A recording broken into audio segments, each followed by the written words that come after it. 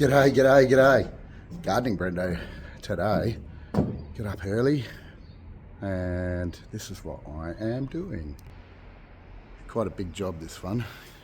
So I've got my pole pruner out and my new pole saw that I showed you guys the other day, and started doing this.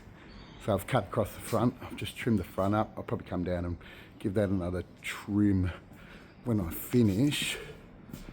And you can see I've cut the line. Can you see? I've cut the line on the front. It's just a rough line. The key to doing this sort of stuff is put your pruner at a certain point on your body and lock it in. Don't move it. So lock your elbows in and walk. And don't use your arms to use the pruner, because a couple of reasons. One, your arms will get really sore because it's heavy, very, very heavy. And two, your line will change. So if you lock it into your body and walk to the right or walk to the left, rather than swing the pole pruner to the right or the left, you get a nice straight line. What you do have to watch though sometimes is if the ground is slanting, and obviously if you're just walking right or left, you're going to go at the same level as the ground. So you've got to sort of factor that in, but we are nice and flat today, which is good. And I'm about to get up on the roof. Up on the roof, you see I've had a crack at it the other day and gave up because I didn't bring my pole saw.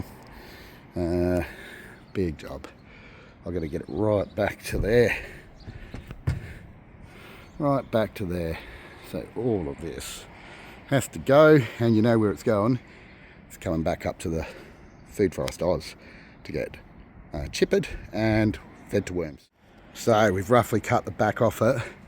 When I first did this job about 4 years ago, I had a little Ryobi pole pruner and trimmer, and it was one of the worst days of my professional life. It was horrible.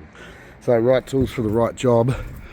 That literally took me about 10 minutes, and you can see we got a nice little pile of green waste going on down there. Be good for that compost pile. Might put that on there actually. See how we go. Got a massive day today. This is job one of about 8, but this is the big one, so I'll show you when it's finished. And there we have it, the finished product. It's almost impossible to get the top of these straight because it was left for so long. So if this customer, and I've told him, did this once every 6 months rather than once every 12 months, it'd be cheaper and it would look better. But this is a rental, and I don't think he cares that much. So that's it, job done. Looks a bit rough at the top, but the rest of it looks pretty good. See, if I came back in a month and a half and trimmed that top, it would be straight. But right now, you can't see them. It's filled with big sticks and stuff. So even with a pole saw, it's hard to get everything level. Well, that's it. This is what we got. I don't think it's going to fit all in the ute. So I might have to come back and do another trip next week to get it all in. But for now, I will pack all this up and move on to the next job. Last job of the day. I think it's about 4:30. Been going since probably 8 this morning. Left home at about 7:15. I really like this lawn. Love this house. Look at it. This is in one of the more affluent suburbs in Adelaide. And I've only been working on this lawn for about 3 years, so it hasn't been fertilised or anything, but I tend to do what's called a mulch cut, where I don't catch the grass. I have a thing in my mower that forces the grass back onto the ground. So, I mean, this was pretty bare a few years ago, and this has been after a dry year, and that greenery is really because I mulch the grass back into it and feed it to itself. And the best thing to feed a tree is itself. I know that sounds funny, but it's true. If you really think about it, the best thing to feed a tree is itself. Back home. It's dark. There is no way I can chip that stuff now, which is a shame. I really need to get some lights in that top shed so I can actually go and do some work, because work doesn't stop when the sun goes down, especially in winter. Sun goes down earlier, we got to keep going. So yeah, I got out of there I think at about 5 o'clock. It's probably about 6:15 now. And yeah, what does that mean? That's 23 hours in the last 2 days. So, but I feel great. It's the weekend, so what are you going to do? Hey, I just sometimes it's tricky because working for yourself, while for the most part it's pretty good, there are downsides to it. So I've had 2.5 weeks off in about 4 years, and I'm not complaining. But it is the way it is, you know. And those 2.5 weeks off sucked. What are you gonna do? Because the whole 2.5 weeks, I'm getting phone calls from customers. I'm dealing with stuff that generally I've had to fix up, or things that I've had on the go for a while.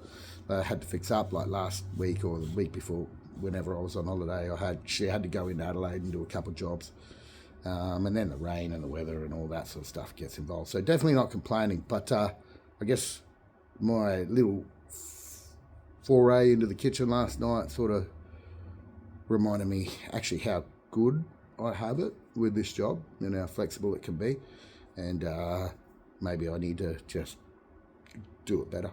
And, you know, it's running okay. It's running good. But sometimes I lack a little bit of motivation, and especially given now I work sort of an hour and 15 minutes from my first job, or an hour from my first job.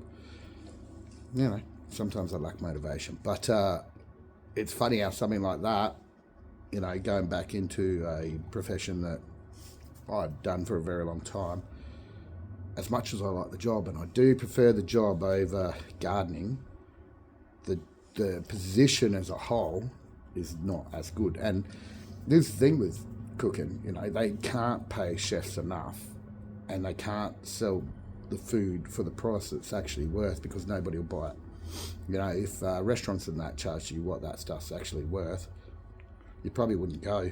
And so really, that's why nowadays you don't see a lot of fine dining and things like that, because, well, not as much as you used to, just because it's a waste of time. You've got to do bulk. So this is a much less stressful life, although last night was function work, and function work is not really my thing. I'm an a la carte chef, so I'm the dude you see behind the pass normally, or on the grill, and that was my whole cooking life, and I enjoyed that because it gave me things to do.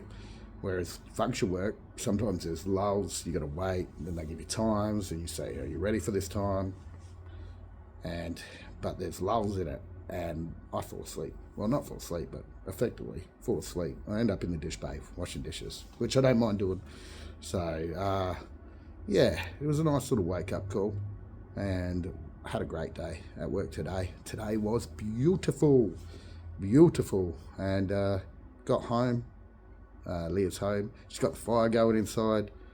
Good game of footy on tonight, and I've had a lacquer day. So I hope you guys have too, and I'll see you soon. Bye now.